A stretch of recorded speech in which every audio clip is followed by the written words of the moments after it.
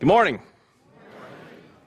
Now, while you're turning to Exodus chapter 20, I'm going to hobble back there and grab that chair to this maze.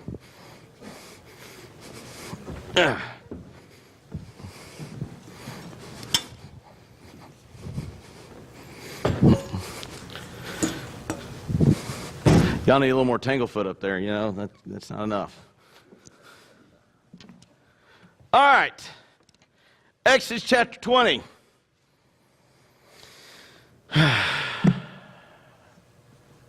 We just have come out of God telling the children of Israel that He's going to do something unique. He's already prescribed to them to make themselves sanctified. He's going to come down in 3 days, and that if they touch the mountain in a certain spot, that they're to die and they're to be ready. And now we come to chapter 20, and if you aren't familiar with what is contained within chapter 20 of the book of Exodus, it is the 10 Commandments. A lot of times we look at these, and it's a pun that you've all heard before, it's the 10 suggestions, and we all giggle and we all laugh, and we go, ha ha ha ha ha ha, that's funny, and then we live like they're suggestions.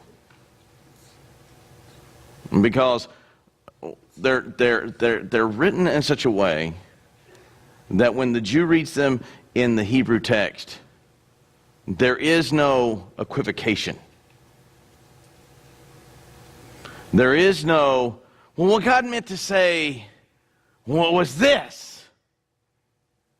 Now, a lot of folks, if you deal with individuals who are not Christians, they're very quick to go, well, you claim those 10 Commandments are written by God. But do you know there are law codes that precede the 10 Commandments? Yes, because they're cultures that are older than the Jewish culture. There are some from 1900 BC. There are some from 1850 BC, the Akkadian, Sumerian, Ugaritic kingdoms. They all existed precursor to. And oh, by the way, Hebrew uses some of those words in their language. Yeah, so no big deal. English steals from every other language upon the earth. It's the hardest language in the world to teach grammar to because I before E except after C. What? Huh? Our alphabet is not spelled phonetically, is it not? No, because X can sound like a C or Z. Who came up with that? So just because something precedes another thing does not mean that God doesn't command these to come out. And a lot of people go, well, the laws are almost identical. Well, they're not. One of the ones that most people like to compare it to is the law code of what we call Hammurabi. And from about 625 BC. And typically in the law codes of the ancient world, the commands are phrased as, if you will do X, then I will do Y. If you will obey me, then I will bless you. If you will sacrifice your children to me, then I will make sure you have good crops. See, that's how those law codes are written. The 10 Commandments are not written in that way. They are written with the absolute negation. And we'll talk about how Hebrew negates verbs, and they only do it in two ways. One is with a temporal no, and one is with an absolute no. And we have a problem with that because we use the word no for both temporal and permanent. If you look at the 10 Commandments, especially in Hebrew, it begins with the exact same adverb. Never. Not today. And so it begins with, you will never. We clean it up by saying, thou shalt not. But if you were going to translate it literally, well, you will never, ever, ever, ever, ever, ever, ever, no. That's what it means. We go, well, thou shalt not, but maybe thou shalt. Exodus chapter 20, verses 1 through 6. And God spake these words, saying, I am the Lord your God, who brought you out of the land of Egypt, out of the house of slavery. You shall have no other gods before me. You shall not make for yourself a carved image or any likeness or anything in heaven above, or that is on the earth beneath, or that is in the water under the earth. You shall not bow down to them or serve them, for I am the Lord your God, and I am the jealous God, visiting the iniquity of the fathers upon the children to the third and fourth generation of those who hate me. But showing steadfast love, that word steadfast love would be the word for covenantal faithfulness, to thousands of those who keep my commands, or who love me and keep my commands. So we're going to look at the first two commands. And one of the places I went to develop the structure, and actually if you want to really teach the 10 Commandments to your kids, any of the catechisms of the Protestant church will kind of help, because it asks questions about, well, what does this command mean? What's the purpose of this command? Why does this command exist? What are the implications of this command? And it forces you to flesh it out. One of the things that when we first get to the 10 Commandments, though, we all like to ask is, do we have to follow them? Yeah, you do. Why do you have to follow them? Well, because the 10 Commandments are about relationships. The first 4 is about this relationship vertically between you and your God. The remaining 6 are about your relationship horizontally to you amongst your brother and sister in Christ. And to say, well, I know, but doesn't Paul say that the law was a tutor? Yes, and you have to understand there are 2 aspects of the law. There is the ceremonial law, which distinguishes Israel from all other nations. Circumcision is one of the biggies in that one there. It was designed to set Israel apart, make them a unique people. It was the sign of the covenant. Doesn't mean you get to go sleep with your neighbor's wife because the 10 Commandments aren't relevant anymore. Why? Because it's about your relationship horizontally with one of the believers. And here's the thing. If you are not crushing 1 through 4, you will never nail 5 through 10. If you get 1 through 4 messed up, if you're not nailing 1 through 4, if you're not even accurate on 1 through 4, you can never say, man, I'm crushing these others. These are easy to do. And the fact of the matter is, the first one is the hardest one to do because of its broad scope in which it entails within everything of the life of the believer. Conversely, though, you may be nailing 5 through 10, but if you're not doing 1 through 4, you're not nailing 5 through 10. You must be balanced and consistent in all of them. So it marks the life of the believer. Why is that? Well, because when Jesus is asked, what is the law? What does he respond with? Matthew chapter 22, Mark chapter 12. You shall love the Lord your God with all your heart, with all your soul, with all your strength, with all your mind, and your neighbor as yourself. These things the law and the prophets in John, right? That's the summary of the 10 Commandments. The first 4 is the all to God, and the neighbor as yourself is 5 through 10. It's kind of hard to be loving your neighbor while going, his wife is just yummy.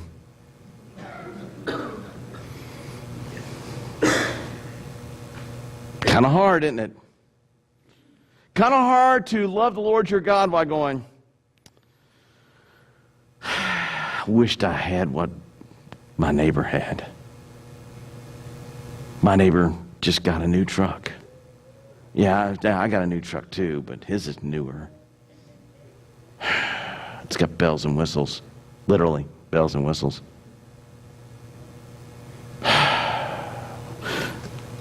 See, it's hard to have that relationship with God when we are violating these things. And so the summary of the 10 Commandments is what Jesus gives in Matthew chapter 22 and in Mark chapter 12. He pulls it forward into the New Testament. And these are the things which, if you break it down to the essence of what Christian faith really is, the 10, not if you follow them slavishly, but if you make them the priority, is really a synopsis of what the whole text get to. You will have no other gods before me, period. Not, it's okay occasionally to supplant me with your other gods. I understand. You've read Galatians. Said no verse ever. But when you look at the 10 Commandments, let's take a look here. You have a preface before you get into the 10 Commandments. It appears in verse 2. I am the Lord your God, who brought you out of the land of Egypt and out of the house of slavery. Now, this is not for those yokels that are at this time per se who are going to forget who God is in about 20 minutes and build a gold calf. Although they will. They're going to get this info and then they'll go, this is cute. I'd like a gold calf, please. Think about it. Even Moses' wife, on the way to Moses going to tell Pharaoh, I'm here to serve the one true God, decides she'd bring along a little extra artillery with her gods, and the angel of the Lord met Moses on the road going, I'm here to kill you if you don't get rid of those idols. The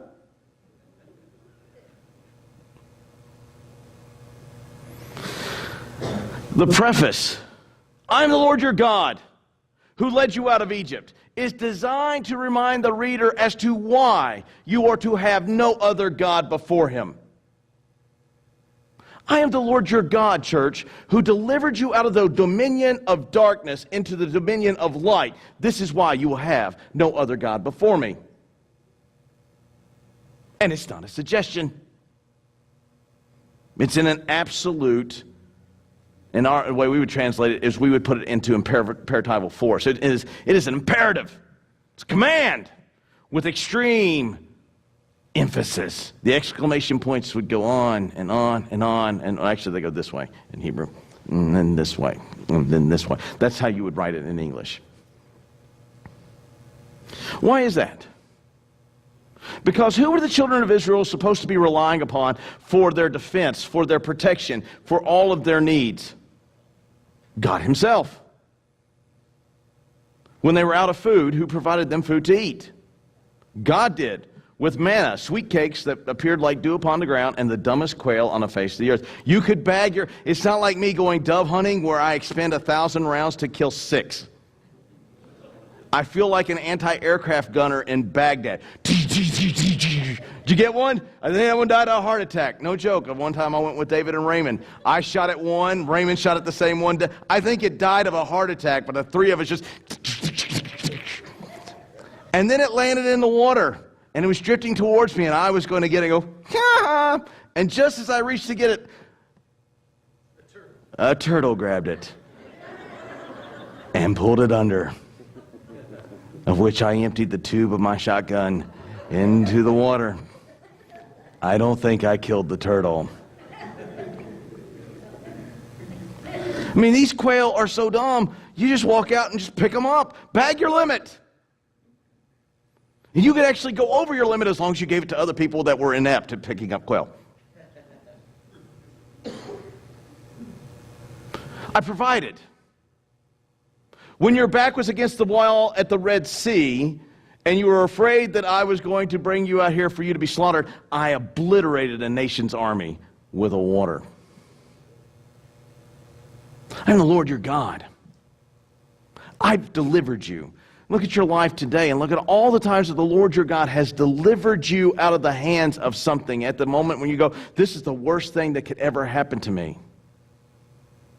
And this is why you have no other gods before him.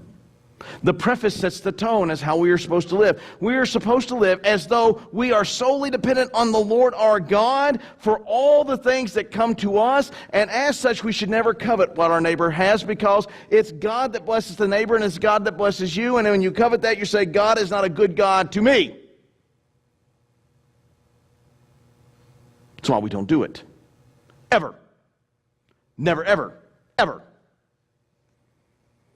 You say, well, Pastor, we don't have gods today in the modern church. We don't have idols. We don't sit and we don't make them. I'll give you a minute to think that one through. There are churches today that have idols within them very well. They come to Sunday morning and they either experience one of two things. I have a friend, he's a part of a different church. He's a rector down in of a church, which means he's a minister down in a church in Austin. And this Sunday morning sermon is going to be about some type of political activism as to why the church needs to be involved in politics and why the church should stand up for X supporting group. Who's the God of that church? Who's the God of activism? You've got other churches that go so far the other direction that you come into the church and you can't tell whether or not it's the difference between a conservative political campaign and worship the one true God. It goes in both directions. Before my face is a polite way of translating something that's rather vulgar. Have you ever had a dog that did its business in the house, and or if you're the type that take the dog's nose and rub the dog's nose in the mess? So the dog knows what it smells like and knows not to do it again. Same phraseology. Your sin or your gods are right here in God's nose before him. Now we're brave about worshiping false things when we think God can't see it. Imagine, if you will, the first person of the triune God here, and you take your little idol and you come right up and go, there you go, God, get you some of that. Get you some of that. Because that's what you're doing.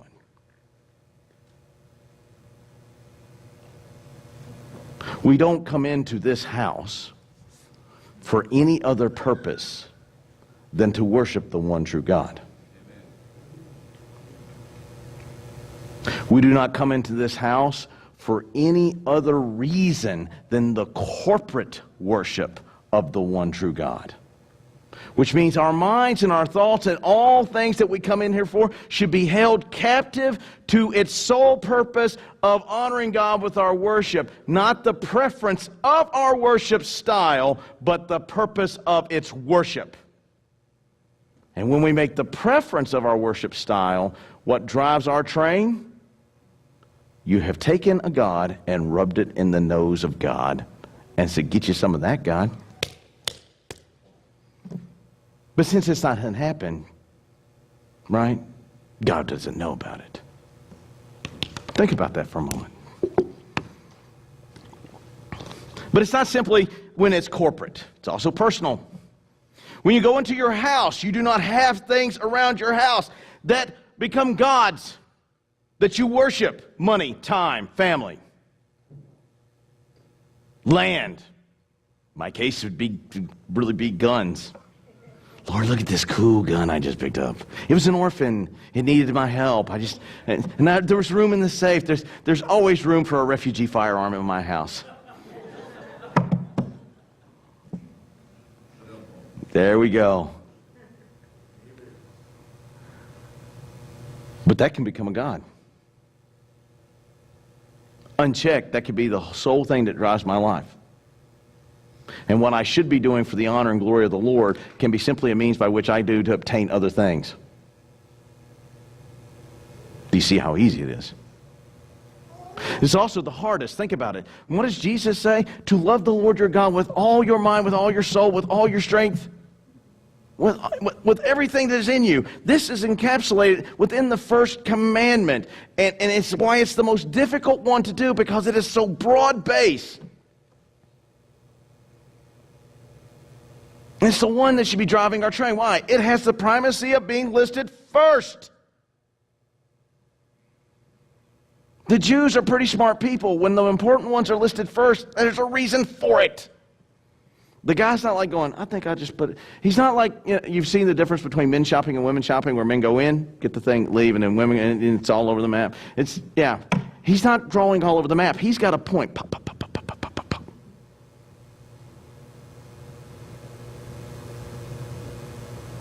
Nothing, whether corporately here as a body or at home personally in your worship and daily living to the Lord, is to supplant who He is in your life. And anything that does, you have now taken and you have rubbed it in the very nose of the God you claim you are here to worship. That's the language.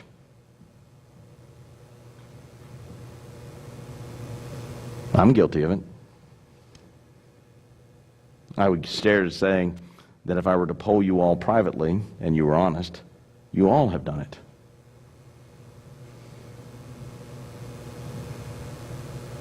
The mark of a believer is, are you getting rid of all those things that hinder that? Because it's not a suggestion. Do the best you can. It is not written suggestively. And we'll see here in a minute. And Daniel, you can go ahead and pop those slides up. We're going to look at some Hebrew here in a little bit. Don't worry, the little squiggly things, I'll tell you what they mean. And I've got a laser. I'm not going to point it in my eyes to let me know that it comes on, because I know that it will come on. They're not written suggestively. Do the best you can.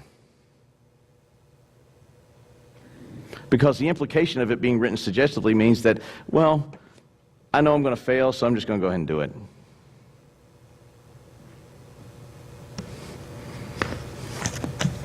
I've learned to rely on some of my notes, so I'm going to catch up here. That's the first commandment. The second commandment is not a single command. It is two commands in one. We shall read the second commandment, and then we will look at it. You shall not make for yourself any graven image or likeness of anything in heaven, or that is in the earth, or that is in the water under the earth. You shall not bow down to them. Now, this verse, you see the 4 right there? That is verse 4. Hebrew reads right to left, so we're going this way. Hebrew negates its verbs in 2 ways.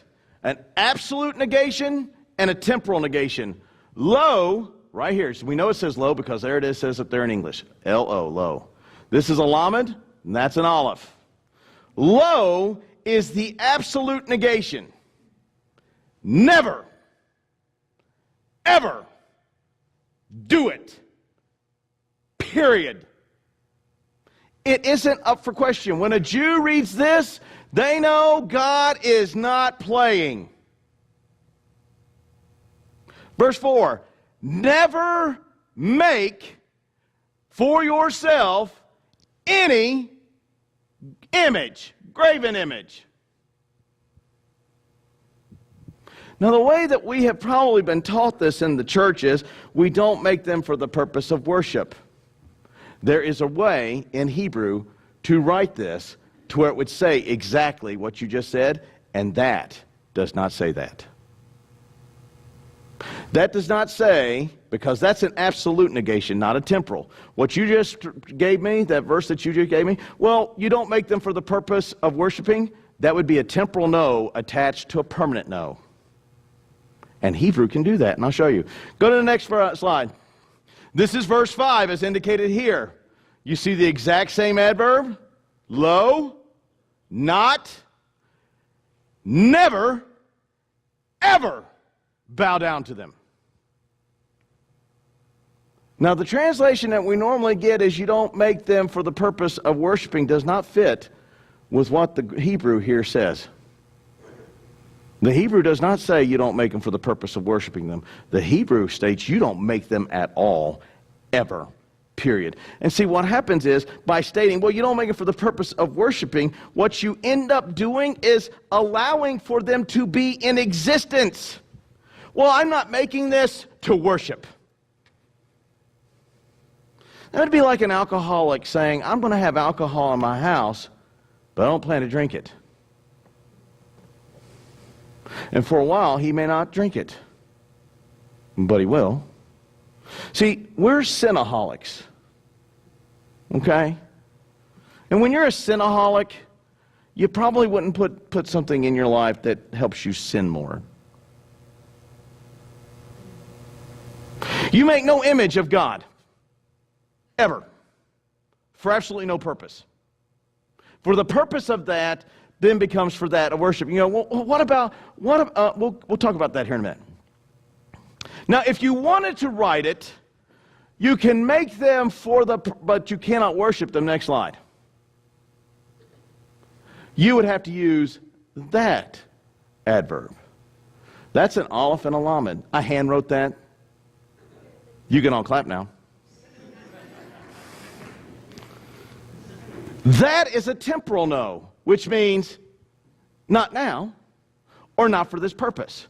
And so in order to get well, you don't make them to worship them, you would have to see that in place of that. You do not make these for the purpose of worshiping them. That's how you would write that in Hebrew. Notice that's not how the Hebrew is written. What does that matter? I'm done with it. You can turn off. I know people that have pictures of Jesus Christ in their house. And I ask them every now and then, and I go, why do you have that picture? Oh, that picture is there to remind me. And one of them is there's a picture of Jesus protecting a lamb from 3 wolves. That picture is there to remind me that Jesus is there to protect me from the lamb. That's an idol. Why is it an idol? Because I need the picture to remind me of the faithfulness of God, not the second verse here in chapter 20. I am the Lord your God who delivered you out of the hands of the Egyptians. My daughters do not need a picture of me to tell you of my faithfulness to them, because they have a relationship with me. They're at that stage in life where Dad is Superman, and I'm loving it. Because I know very soon, Dad is Super Dud, and I won't be loving it. But because of the relationship I have with my daughters, they know that if I say I'm going to do this, then I am going to do that. And they don't have to have a picture of me going, this picture of my dad tells me that he will do as he says he would. Because now my faith is not in the God who delivers, but in the picture of the God who delivers. And here's the interesting thing about pictures about Jesus. Have you ever noticed that they seem to conform to the socio-economic background of the people making them? I've seen a blue-haired, or blue-eyed, yellow-haired, fair-skinned Jesus. I've also seen an African-American Jesus. I can tell you that Jesus is neither white as snow or dark. He's Semitic. He's a Jew. He probably has some very olive-skinned features and has very Jewish nature.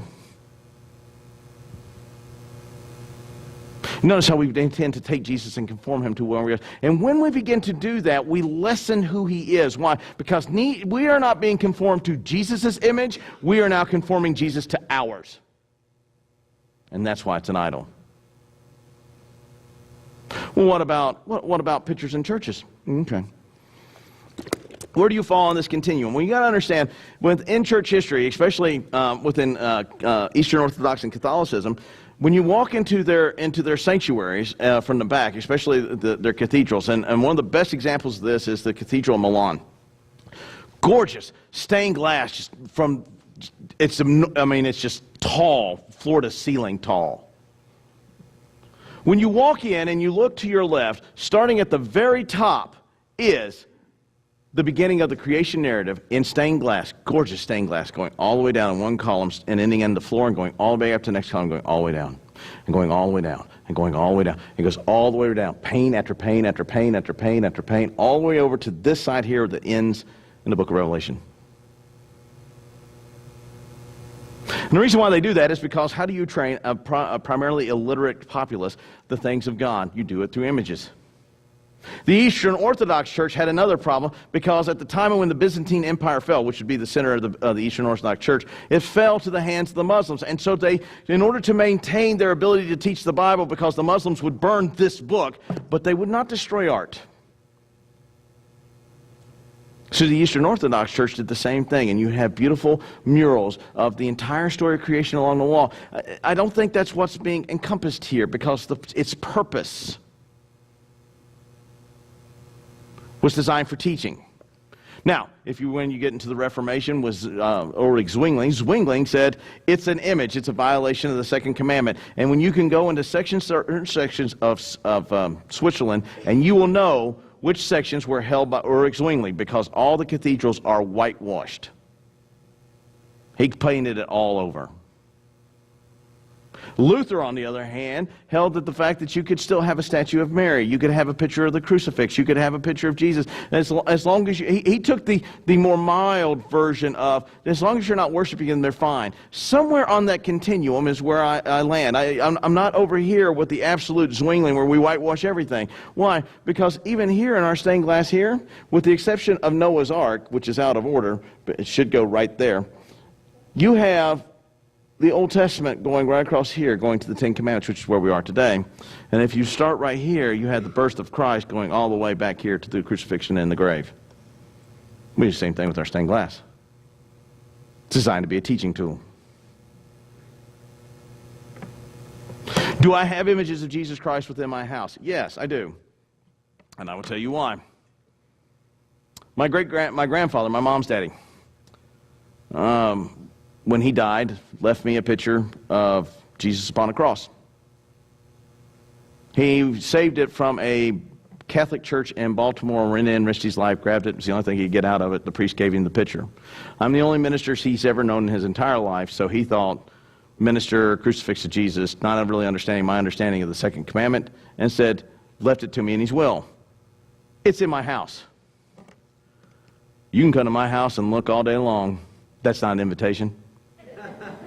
I'm just telling you right now, she'll shoot you, and then after she's done shooting me.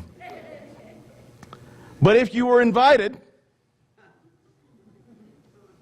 and you came, you could look till the cows come home. You will never find it.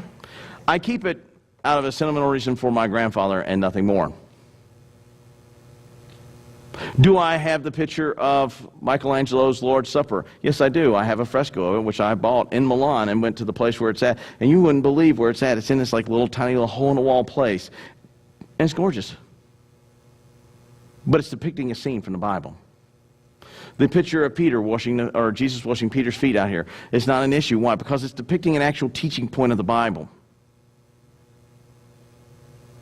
It can be an idol for those that are here. So how do I use this passage? Why do I bring this up? What purpose is there in this absolute command? In order for you to honor God properly and worship Him as the one true God, do not dabble in the things that can become idols. Do not dabble in the making thereof them. Why? Because you end up violating the first and second command and breaking the relationship you would have with a one and holy true God.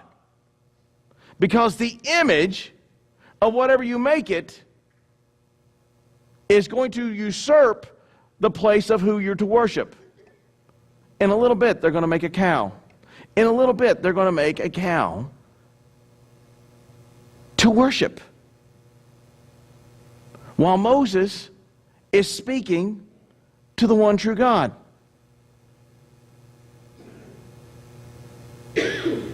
And they did so because they didn't think it was that big a deal to make something. Notice the command is two parts. It's you're not to make them and you're not to worship them. That way you can't pull this, well, we didn't make these idols, but we found them when we conquered the land of Canaan, so can we worship them? No!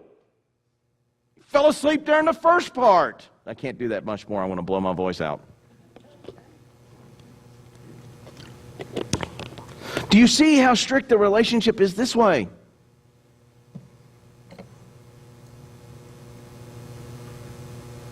One way of looking at that is, well, you know, while I'm married to Stephanie, it's okay if I flirt with other women, right? Well, why not? I'm not worshiping them. And I'm not sleeping with them.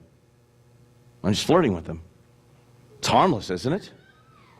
I asked Stephanie if it's harmless. I'm going to come home walking in on a roll of plastic and end up with a tent peg in my head.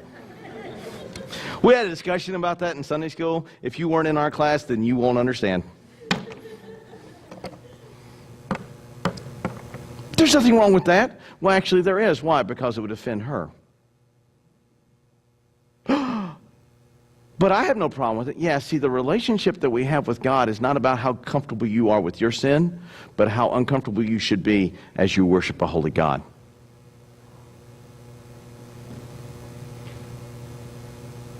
You will have no other gods that you rub in my nose ever.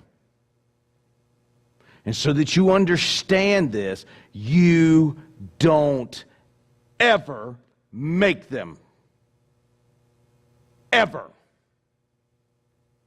And you certainly never, ever worship them. Period. There is no equivocation in these commands.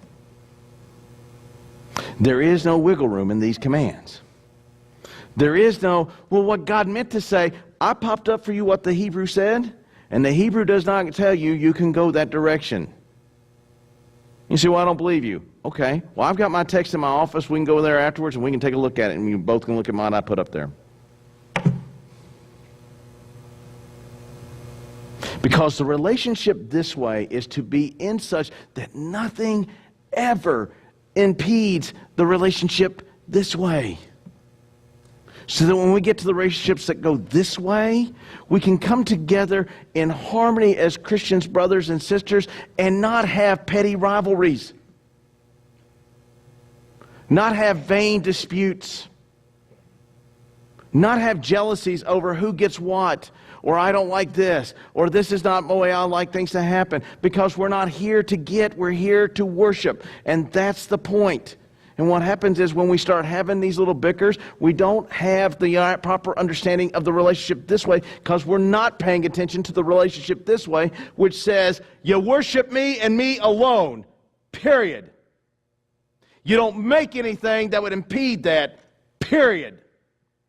And you don't worship anything that would impede that, period. That sounds kind of rough. It's kind of terse. Yes. Because he knows us. Up until the giving of this law, have the children of Israel been knocking it out of the park. Thanks, Brother Jim, for your laser. I'll give it back to you afterwards. After this, after he gives the law, do they knock it out of the park? We're in the book of Judges. For goodness sakes, these people have brain damage. But before we just look at them and go, those people have brain damage, folks, we have brain damage. See, we don't believe that our sin actually is rubbed in the nose of a holy God. That's the language. Let me ask you, how many sins would you commit this week if you knew that at the end of the week you had to come up to the, let's go first, second, or third. You make your pick. First, second, or third person of the triune God, and then you had to rub your sin in his nose. How long do you think that'd last for you? That's the thing about sin. We like to make it privately. But according to this, there's no such thing as private. This is designed for us and for the children of Israel to understand our relationship with God. And it begins with all must be laid bare. And we come to worship him in spirit and in truth. And lay aside all that hinders and all that entangles and all that holds us back. Otherwise, we're just like these people in the text. And the problem is, though, I can have pity on them. You know why? Because they're just now getting these. They're just now being told that these things are sinful. You all have known this for however long you've been a believer and been coming to church. I can see where they would have an excuse. I don't. Every time I sin, I know that I'm violating 1st, 2nd, 3rd, 4th, 5th, 6th, 7th, 8th, 9th, and 10th. I don't have an excuse. The great thing about grace is that it doesn't usurp these laws, but it covers us in spite of our breaking of these laws. That doesn't mean that we break the law expecting more grace. I believe Paul makes it clear with an absolutely not.